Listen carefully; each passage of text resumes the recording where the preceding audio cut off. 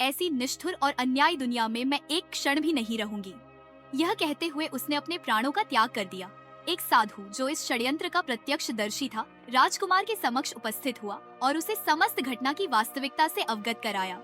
राजकुमार को झांत हुआ कि उसकी प्रिय पत्नी पर लगाया गया कलंक एक महादेवता स्वयं इंद्र का कपटपूर्ण षड्यंत्र था। यह समाचार सुनते ही राजकुमार का हृदय आक्रोश और पश्चाताप से भर उठा। वह व्याकुल हो उठा और राजकुमारी को खोजने वन में भागा। उसने चारों दिशाओं में उसे पुकारा, परंतु जब वह उसकी निश्चल देह के समीप पहुंचा, तो उसका हृदय विदीर्ण हो गया। वह तुरंत कैलाश पर्वत की ओर बढ़ा और वहां जाकर भगवान शिव का आह्वान करने लगा। हे महादेव, मैं आपके शरण में आया हूँ। हे त्रिलोकपति, देवराज इंद्र ने अपने अहंकार, छल और कपट से मेरी निर्दोष पत्नी को मृत्यु के द्वार तक पहुँचा दिया। अब आप ही हैं जो इस अन्याय का प्रतिशोध ले सकते हैं। राजकुमार का आर्त पुकार सुनकर स्वयं महादेव प्रकट हुए। उनका दिव्य स्वर गर्जन कर उठा। हे राजकुमार, मैं सब जानता हूँ। सत्य की परीक्षा कठिन होती है, किंतु उसके साथ सदैव न्याय होता है। इंद्र ने जो किया वह अधर्म था। अब समय आ गया है कि उसे उसके कर्मों का दंड मिले। शिवजी ने क्रोध में त्रिशूल उठाया और इंद्रदेव का आवाहन किया।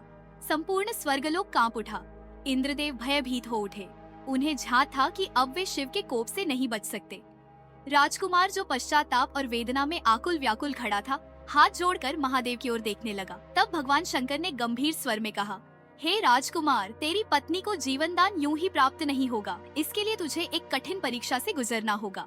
राजकुमार ने शीश झुकाकर कहा, हे देवाधिदेव, चाहे कितनी भी कठिन परीक्षा हो, मैं उसे सहर्ष स्वीकार करता हूँ।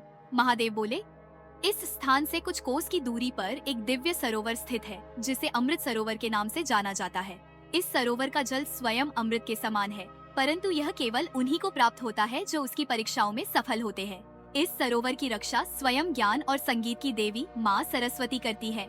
यदि तू वहाँ तक पहुँच सके और परीक्षाओं में सफल होकर उस सरोवर का जल प्राप्त कर सके, तो तेरी पत्नी पुनः जीवित हो सकती है।